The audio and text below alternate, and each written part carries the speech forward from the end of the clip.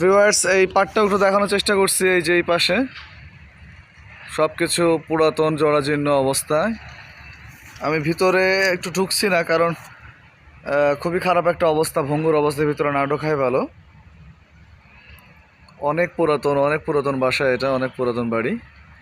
এটা যে পাবনা হেমায়তপুরে অবস্থিত, এটা আমি যতটুকু শুনছি বা যতটুকু ইতিহাস থেকে জানতে পারছি, এটা হচ্ছে শ্রী শ্রী ঠাকুর অনুকূলচন্দ্রের আপনার হচ্ছে ওনাদেরই জমি ছিল হয়তো ওনাদের, তো ওনাদের দান করার ফলে এই মানসিক হাসপাতালটা হয়। তো এটা অনেক বছর আগের পুরাতন ভবন, এটা অনেক পুরাতন ভবন। আমি এই একটা পার্ট এবং এখানে এটা দেখাচ্ছি, ভিতরে ঢুকছি না আমি।